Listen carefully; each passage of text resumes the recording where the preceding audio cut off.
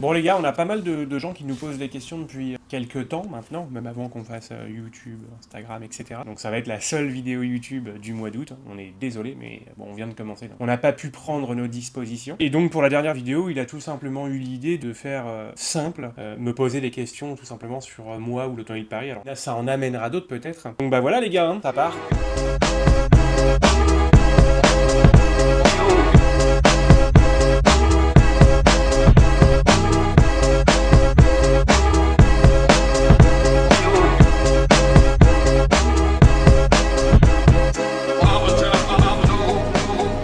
Comment est née l'aventure l'Automobile Paris? Alors en 2014, je bossais chez mon père, j'étais vendeur de voitures sans permis. Travailler en famille, c'est pas toujours simple. J'ai arrêté de travailler avec lui et j'ai été bosser dans une agence BH Car chez un pote qui s'appelle Enzo, qui a été mon associé sur l'ouverture de l'Automobile Paris. Et en fait, le fait que je sois vendeur chez BH Car, on s'est rendu compte des valeurs commerciales qu'on avait, du travail, etc., etc. On s'est motivé tout simplement à arrêter la franchise. Lui a arrêté la franchise BH Car. Moi, ça m'a motivé à faire mon entreprise, enfin notre entreprise à cette époque-là. On s'est dit, vas-y, bah, on avait 5000 balles chacun, on trouve un local qui était pas très grand à l'époque.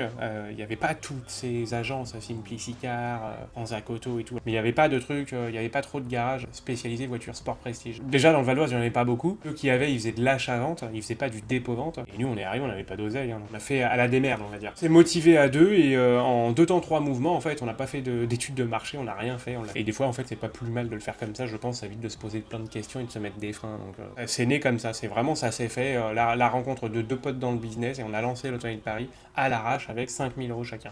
Quel a été le premier véhicule vendu par l'Automobile Paris? Je crois que c'est Emric, donc mon associé actuel. Donc c'est ni Enzo ni moi. Lui avait un Cayenne hybride à vendre et on l'avait mis sur notre boutique, enfin sur notre site, pour nous donner nos premiers véhicules. Que ça soit pas un garage vide, quoi, qu'il y ait quelques bagnoles. Un jour, on est au resto, il reçoit un appel de la Martinique, ou de la Guadeloupe, je sais plus, et c'est un Martiniquais ou un Guadeloupéen qui l'a acheté. Donc c'est Emric qui a vendu la première voiture de l'Automobile Paris alors qu'il travaillait pas chez nous. Comment sélectionnes-tu les voitures que tu acceptes en dépôt-vente? Alors ça, c'est toute une époque, parce que je te cache pas que quand on a commencé, c'était les voitures qui voulaient bien de nous. Tu sais, c'est comme le mec en fin de soirée en boîte, il prend le... il prend celle qui dit oui. En gros, on démarchait des voitures. Donc moi, j'avais aucun contact. Enzo, il avait peut-être un poil plus de contact que moi. On n'avait pas de clients, personne nous donnait de clients, etc. Quoi. On n'était pas du tout c'était pas du tout notre monde. Prendre 9,96 sur le bon coin. Bonjour monsieur, je vous appelle. Voilà, je vous propose mes services, dépôt-vente. Hein, on propose une garantie, paiement sécurisé, etc., etc. Donc on faisait tout notre speech. Et là, on récupérait des voitures. Les voitures, on les regardait au mieux qu'on pouvait. Alors Zoé et moi, on a des connaissances en technique, mécanique automobile. C'était plus facile pour quelqu'un que pour quelqu'un de lambda, par exemple.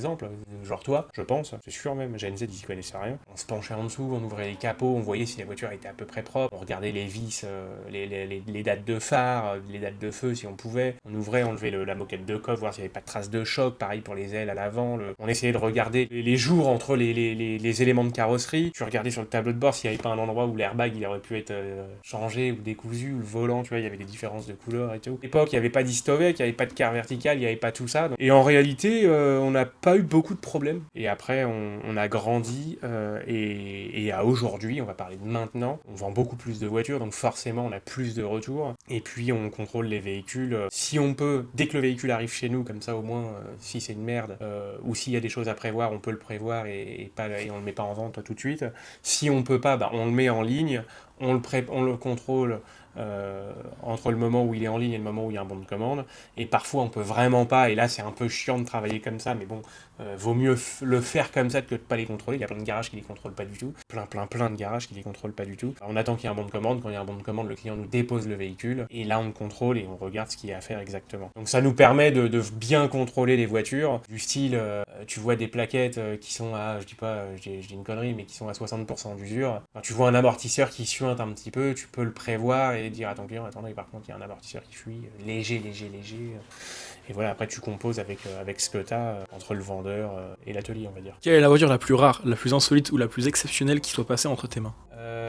On a eu alors ça va pas plaire à tout le monde, mais on a eu une Talbot T26 de 1947. Alors c'est une belle voiture, hein, mais c'est une voiture qui est 47, hein, c'est une voiture d'avant-guerre. Pardon 39, 40 et... 47 c'est après-guerre. C'est une voiture, suis Moi, je vraiment... connais pas la mécanique, Je suis mais vraiment un connais ça. golemon. Je suis vraiment un gogol. Et c'était inconduisible, c'était une tannée comme voiture. Vraiment, c'était une tannée. Par contre, je pense qu'effectivement, j'en ai jamais vu dans ma vie, j'en reverrai peut-être jamais. En même temps, j'avoue que j'en cherche pas. Et cette voiture, pour l'histoire, on l'a vendue aux enchères. Et on a vendu aussi une Peugeot Speedster. Et c'est une voiture qui avait fait la présentation au Salon de Genève ou un truc comme ça. Et c'était une belle voiture. Alors c'est pareil, ça va peut-être moins vendre de rêve à plein de gens, mais c'est une voiture, il y en avait qu'une ou deux comme ça dans le monde. C'était marrant. Après, on a fait de la voiture anniversaire, tu vois, des 911 anniversaires. On a fait... Voilà, moi j'aime bien les trucs qui sortent de l'ordinaire en fait. Ok, quel est le plus grand défi lorsqu'on dirige une entreprise automobile aujourd'hui? Je pense qu'il est un peu comme toute une entreprise, hein, avoir la niaque, essayer de travailler bien, enfin c'est pas essayer, c'est travailler correctement, bien gérer ses clients, les acheteurs, les vendeurs, bien gérer la comptabilité, la TVA, l'URSSAF, t'en as plein dès qu'ils sont patrons sur le titre, ils vont en boîte de nuit tout claquer. Le but c'est de rester les pieds sur terre, et puis faire en sorte que ça se passe bien, tout simplement. Et travail, hein. De toute façon, il n'y a pas d'autre, soit t'as de la chance et tu as un projet de ouf et qui part, et voilà, mais de toute façon ça demandera toujours du travail un jour ou un autre, sauf si tu vends direct, mais travail. Comment gagne-t-on réellement de l'argent quand on est vendeur automobile dans un dépôt-vente? Je pense qu'il y a plusieurs... Bon, on en a parlé un petit peu dans la vidéo, il y a la quatrième, la cinquième ou la sixième vidéo. Ouais, je crois que c'est la cinquième vidéo, on en a parlé un petit peu, donc... alors c'est des agents commerciaux, pour la plupart, ils n'ont pas de fixe du coup, ils doivent trouver des véhicules, des mandats, ils les prennent en photo, ils les mettent en annonce, et ils les vendent. Et ils sont rémunérés sur la vente de cette voiture. Je vais dégrossir, généralement ils prennent entre 30 et 40% de la marge de la voiture, et ils se rémunèrent comme ça. Si vous êtes intéressé, je vous mets la vidéo ici, là, comme ça vous pouvez aller la voir. Que penses-tu de l'évolution du marché d'automobile de ces dernières années? Alors déjà, la France, ils font tout pour niquer le véhicule neuf, avec leur malus, leur truc à la con, là, les malus, les prix des cartes grises. Pendant un moment, ils ont essayé les super taxes. T'avais des taxes jusqu'à 12 500 et tout, enfin c'était abusé, là, au-delà de 36 chevaux fiscaux. Enfin, ils taxent. Franchement, je trouve ça abusé. Je pense que dans les autres pays, en tout cas, il y a plein d'autres pays où c'est pareil, mais il y en a d'autres où c'est plus avantageux. L'évolution, ils font des bêtes de voitures maintenant. T'essayes des caisses, t'as des GT3 RS, des GT4 RS, t'essayes des 488 et tout. C'est des voitures de dingue quand même. Et ouais, les 458, etc. C'est des voitures de fou. Plus ça va, les hybrides et tout, franchement, moi, ça me fait pas bander, quoi. Ça me fait pas du tout kiffer. Une Tesla, etc. Alors ouais, c'est certainement bien. Et dans la vidéo, il y a plein de gens qui doivent avoir des Tesla. Mais moi, c'est pas du tout mon truc, quoi. J'ai essayé et tout. Ouais, c'est bien pour aller bosser tous les jours et tout, mais même comme ça, enfin, c'est pas mon plaisir.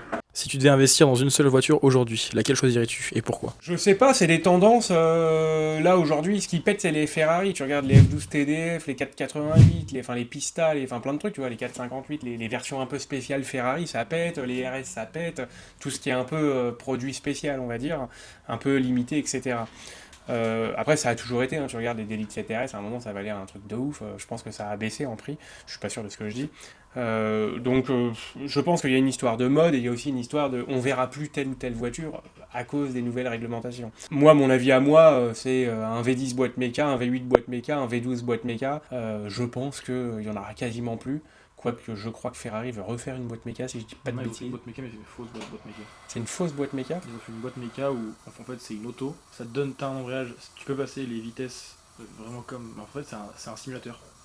C'est comme ce que t'as sur un ouais, bon, simulateur. à voir, à essayer. Mais oui, en tout cas, je pense que des voitures comme ça, ils en feront plus. Tu prends une Murcielago en boîte méca, c'est une teinte, enfin, c'est à rouler, c'est ce que c'est, mais c'est des produits que tu verras plus jamais, quoi. Bon, moi, j'adore les R8, hein, maintenant on le sait, mais moi, une R8 V10 Spider en boîte méca, c'est carrément ma cam. J'adore. La SRT10 qu'on a essayé la semaine dernière, c'est un truc de ouf. Et ça, je pense que bah, ça peut ou ça va être des cotes montantes. Donc, si je devais investir dans une voiture, j'investirais dans une voiture qui me plaît déjà, avant tout, parce qu'en fait, c'est ça le plus important. L'investissement, c'est une chose, mais il faut que ça te plaise. C'est comme quand tu ouvres une boîte, si la boîte elle te plaît pas, c'est un peu moins bandant. Quelle est la vidéo qui t'a le plus surpris par ton succès? Pour l'Automobile Paris, Oui. il y en a deux. Il y en a une que Charles a fait. C'est la Testarossa. Bah d'ailleurs, j'ai quoi comme t-shirt là? Ouais, c'est ça, c'est la Bah c'est celle-là. Bah tu vois, j'essaie, bon je sais pas si ça va rendre quelque chose mon tourné boulet là. J'ai cette vidéo là, ça a fait 1,3 million, c'est énorme, c'est génial, on avait pris des abonnés à mort de mémoire. Donc bah il y a celle-là, et là très récemment, donc on filme, vous irez voir, on fait des réels ou des shorts ou des TikTok sur des vidéos qu'on rentre, donc On l'a fait sur des 991 GTS, on l'a fait sur la SRT 10, on l'a fait sur des Jeep Wrangler, on l'a fait sur plein de bagnoles. Et étonnamment, on l'a fait sur une Mini Cooper Cab Clubman. Et je crois qu'elle a fait quasiment 180 000 vues, mais juste sur Insta et Facebook. Donc en cumulé, ça se trouve, elle a fait 250 000 vues, quoi. Alors que c'est la voiture la moins chère qu'on a présentée, et on en fait rarement des voitures à 20 000 euros. Donc je trouve ça assez rigolo, et comme quoi, c'est pas parce que tu vends des caisses de l'espace que... Même le Vito, c'était rigolo. Ouais, le Vito, il a pété de ouf aussi. Le Vito, je crois que plus de 110 000 vues ou un truc comme ça. 150 000, et je l'ai vendu grâce à TikTok, ouais. Donc, comme quoi... J'attends ma marge. Quelle a été la vente la plus marquante de ta carrière? Ah, ça, je l'ai assez vite. C'est une dame. Alors, on est, si je dis pas de conneries, on est le 24 décembre. C'était pour Noël? Ouais, pour Noël. Alors, elle m'appelle, elle me demande, elle me pose des questions sur une 997 que j'ai. Elle vient voir la voiture et elle m'explique le projet. En gros, son mari, il est fan de Porsche. C'est pas des gens particulièrement fortunés. Je crois qu'elle fait un crédit. Enfin, tu vois, ils vont la chercher, la Porsche. Tu vois ce que je veux dire? C'est pas en mode, ah, je m'achèterais bien une Porsche, je ferais bien une Porsche à mon mari, vas-y, j'y vais. C'est vraiment, mon mari rêve de ça, j'ai envie de le rendre heureux, je m'endette pour lui acheter une Porsche, etc. Et la dame vient me voir, du coup, le 23, ou pour moi c'est le 24 décembre, et elle me réserve cette voiture-là. L'après-midi même, elle me dit, j'ai l'accord de mon crédit. Donc en gros, c'était déjà en cours, etc. Je lui avais dit, écoutez, madame, si vous voulez, je viens, moi, le 25, j'ouvre le garage, je mets un nœud sur la voiture, et comme ça, vous lui faites une balade, vous lui bandez les yeux, vous faites ce que vous voulez, et vous venez le 25, le jour de Noël, et vous lui offrez la voiture. Finalement, bon, ça s'est pas fait comme ça, ils ont dû faire Noël en famille, etc., et moi, j'ai pas eu à le faire. Mais par contre, ils sont venus le 26, et le 26, ils lui ont bandé les yeux, ou ils lui ont caché les yeux, je m'en rappelle plus, et ils lui ont offert sa bagnole. J'ai déjà vendu pas mal de voitures à des gens pour des cadeaux, pour des enfants, pour un mec qui vient acheter pour sa femme, des choses comme ça. Mais là, une femme pour son homme, c'est un peu différent. J'ai trouvé ça cool. Il y en a une, c'est Emmerich qui l'a faite. Un gars qui vient acheter une voiture de société pour son employé, et il s'est pris une caisse au passage. Donc en gros, tu sais, genre moi, il pense même pas. Je vais dans un garage avec toi, et je vois un X5, et j'achète un X5 par exemple. Je crois que c'était un X5 qu'il avait acheté. Donc ça, c'était marrant. Et un jour, j'ai un pote qui vient, ils sortent du resto, ils sont un peu bleu bite, ils viennent juste me voir comme ça. Par chance, j'avais une bouteille de rosé dans le garage. J'ai posé la bouteille de rosé sur le bureau avec des verres. Lui, je lui ai vendu une 996 cab, et son pote un Range classique. Donc c'était une vente de mec bourré, c'était assez drôle. Moi, je l'ai pas bourré, hein, j'en ai profité. Salut Gauthier. As-tu déjà regretté d'avoir vendu une voiture? Ah bah ça, plein. À titre perso, non, parce que je suis pas matérialiste. Mais tu sais, il y a souvent un mec qui regrette d'avoir vendu sa Golf GTI de l'époque parce que elle était belle et tout. Je suis pas trop matérialiste sur les caisses. Quand je vends, je vends. Après, des voitures avec le garage, regretter de les avoir vendues, oui, parce que t'en as une moteur dans le sac, par exemple, ça te coûte 15 000 balles.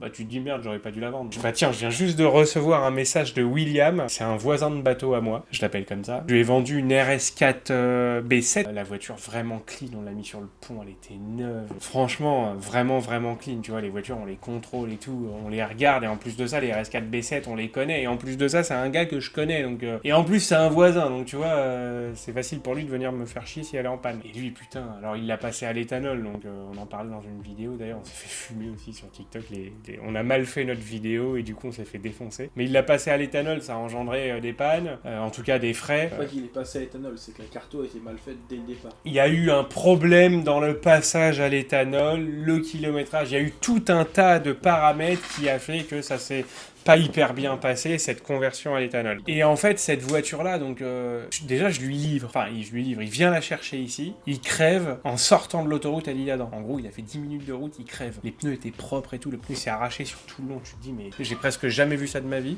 Là-dessus, tu changes les 4, on fait les 4. Un jour, il revient juste ici pour passer nous faire un coucou. Mais je te parle de ça 3 jours après, une semaine après. Hein. Il arrive ici, il a un pneu à plat, le mécano, il lui dit ah bah t'as encore crevé et tout. Non, mais non, n'importe quoi, arrête tes conneries et tout. Bah si, regarde, viens voir. La voiture était encore crevée. Donc re 4 pneus, théoriquement. Alors le pneu était quasiment neuf, hein. Enfin il était neuf, hein. Il avait 2-3 jours.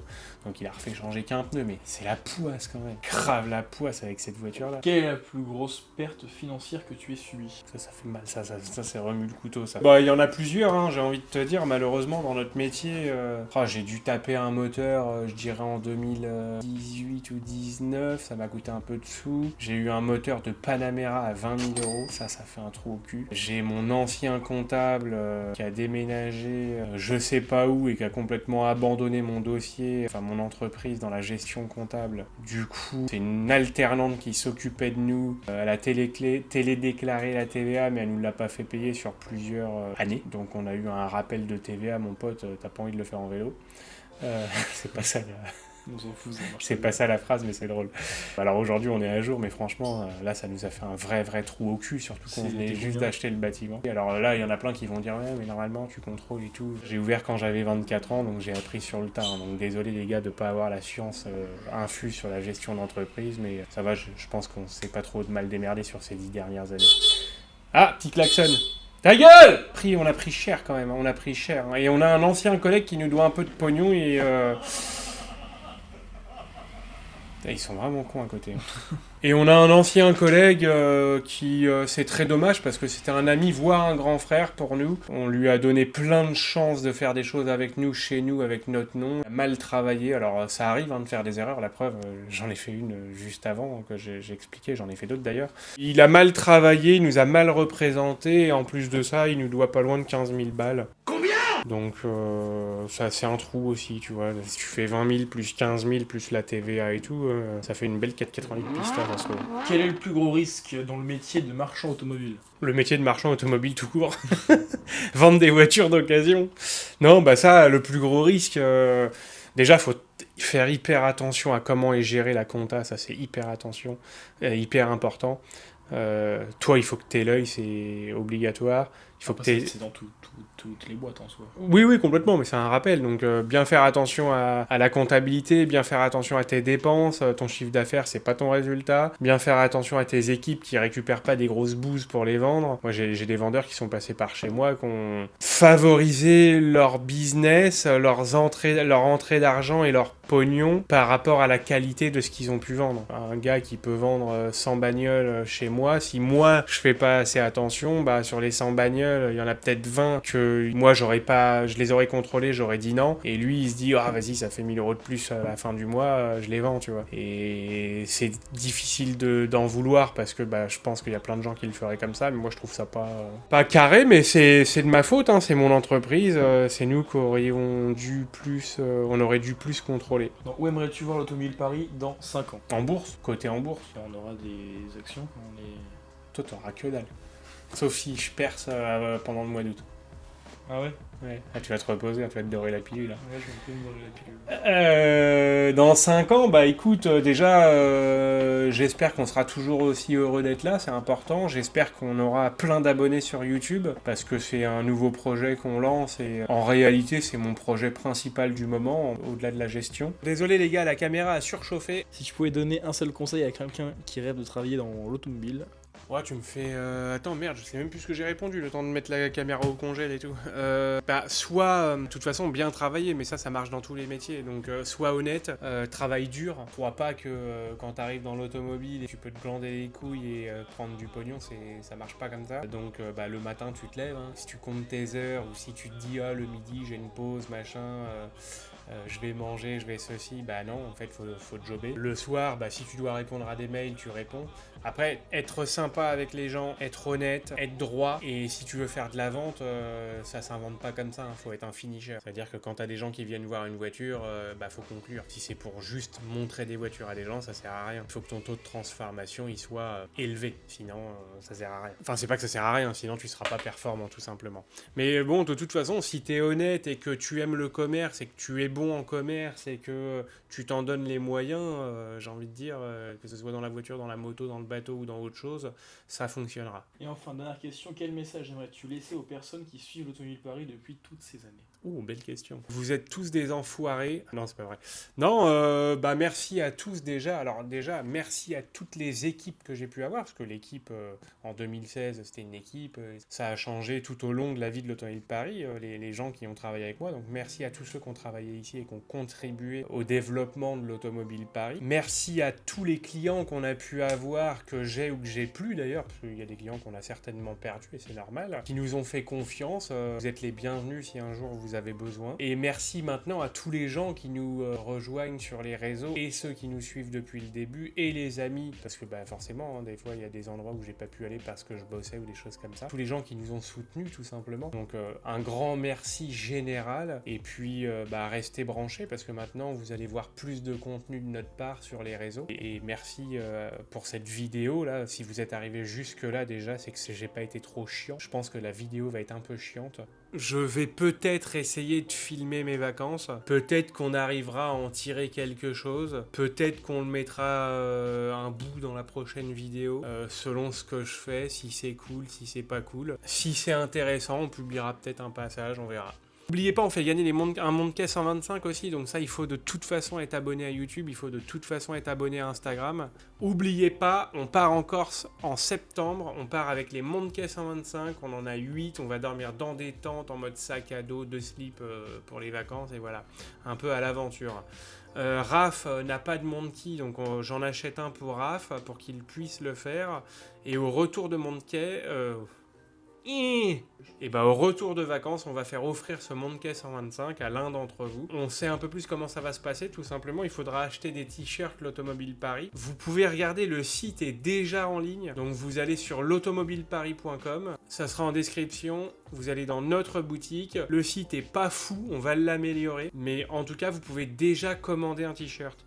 À savoir que là, on va tous être en vacances. Vous pouvez envoyer les commandes. Chaque t-shirt qui est commandé dès maintenant, ça compte pour une participation au tirage au sort du Mondcase 125. Donc on vous les enverra seulement qu'au mois de septembre, les t-shirts. Vous pouvez dès à présent les commander. De toute façon, on ouvre le site uniquement pour ça. Tout ce que vous commandez sur le site, si vous voyez d'autres choses apparaître, vous pouvez le commander. Ça compte pour une participation. En gros, si ça commande bien, pour en octobre, on le fait gagner. Si c'est un peu long, mais je pense que ça peut bien fonctionner, on vous le fera gagner pour Noël.